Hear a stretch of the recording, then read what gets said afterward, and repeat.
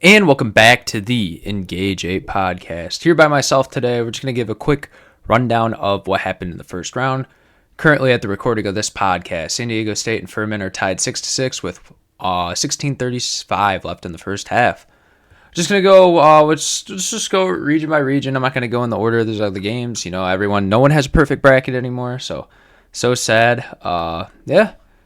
Also, I'll talk about a little bit of these first four games. I went to the Fairleigh Dickinson Texas Southern game and the Arizona State Nevada game on Wednesday night. Both games were really good. Both teams ended up moving on, and 3 out of the first four teams moved on. And the only reason why I feel like Texas A&M didn't: 1, they played the best team in the country.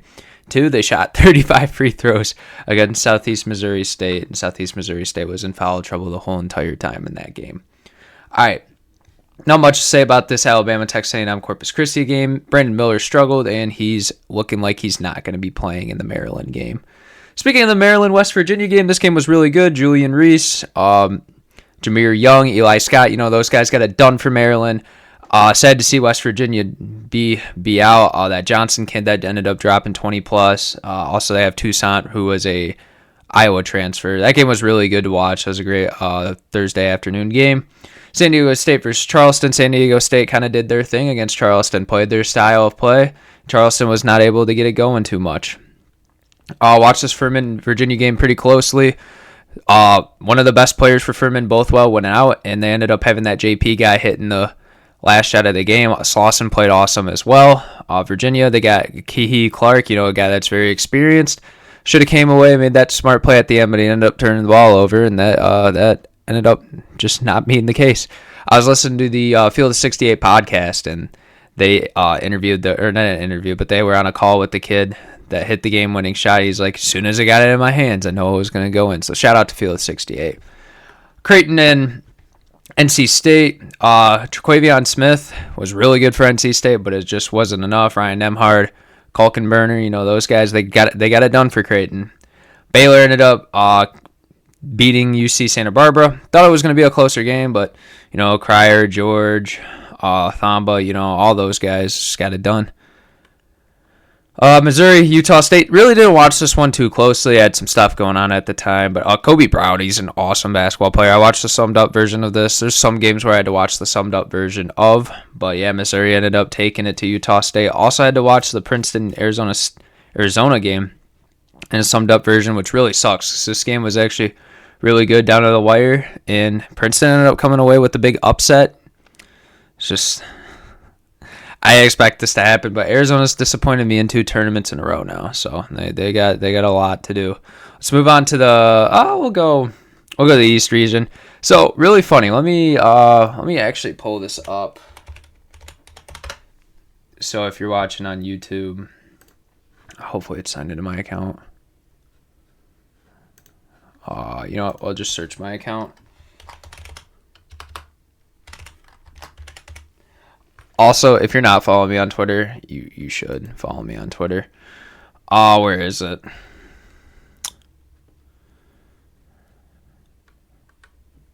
Where is it? I quote tweeted it. So I said, the FDU press and shooting might get Purdue, and then I tweeted, well, I was right. And as you can tell, Fairleigh Dickinson, man, I love their guy, Dimitri Roberts, their point guard. He was flying around yesterday like crazy, and they caught Purdue, which I'm really happy because as a Michigan State fan, I don't like Purdue at all. Just watched up the sum up version of Memphis FAU. Trading buckets until the end. Then FAU, that guy had a great drive on the corner, took it to the middle, got a nice floater, and went in. And now we get to see Fairleigh Dickinson versus FAU, which should be a pretty intriguing game in my opinion.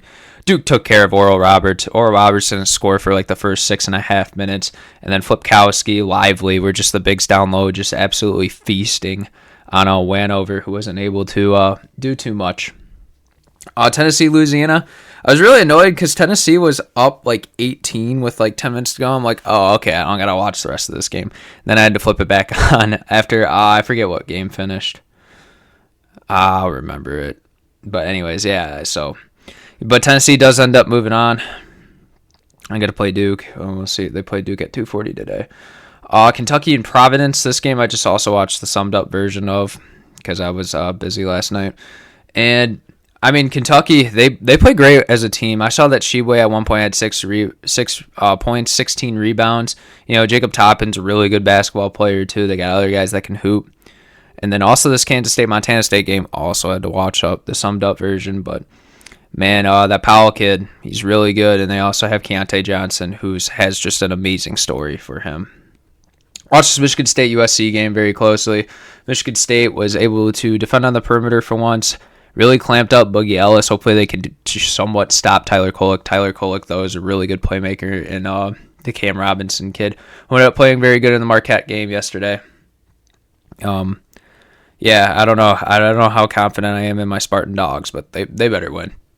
I will be very, very watching that very closely. Houston versus Northern Kentucky. I don't know how Northern Kentucky, they were in this game for a while, even though I think they ended up shooting like 5 for 34 from the three-point arc. Not very good. Houston didn't play their best brand of basketball, but hopefully they can recover against Auburn, who ended up playing really good against Iowa. They were able to keep up with their pace and their scoring, and they ended up scoring more than them. Got it really easy lanes. Iowa also just doesn't defend either, but Miami ended up having a pretty good comeback against Drake. They were down a little bit in the second half, and then it was like 55-49, and Miami just had 14 points, and while Drake only got one. And that's how the game went. Isaiah Wong struggled for most of the game, but was able to find his way at the end, and the other guys got involved in the Miami offense too. Sucks to see Drake because that big that they have is really good, and then obviously Tucker DeVries, who really struggled yesterday. Struggled to get going, and now Drake's out, so they can't have Drake in the Final Four. Can't have Aubrey. Indiana, Kent State, Drake Jackson Davis dominated, and that's all you really need to know. There's nothing much else to that game. Pitt, they held Iowa State to 2 points for the first 10 minutes, and then they ended up making a game at half, and then this game was really ugly. Iowa State shot like 20% from the field. It was just a really ugly game to watch. I'm happy Pitt came away with the win. See how they do against Xavier, which Kennesaw State gave them a run for their money. If Chris Youngblood didn't foul out for Kennesaw State, I feel like that game could have gone a little bit different. But Sean Miller and the Xavier Musketeers are moving on to the round of 32. This game was insane. I did not expect Penn State to absolutely dominate Texas A&M. I expected staying up till like 12 a.m. on Thursday night to watch it, but no. Funk, the man, he just got it going. Jalen Pickett, still an awesome player. Penn State's going to give Texas problems.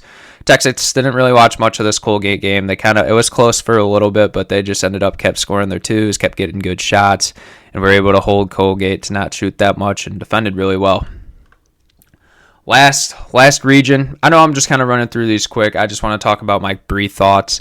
I'm not going to sit here and break down each game like we would with Logan and Nevin or whoever's else on the podcast for like 20 minutes at a time. I'm just trying to roll through it quick, give my quick thoughts, talk about some of the second round matchups.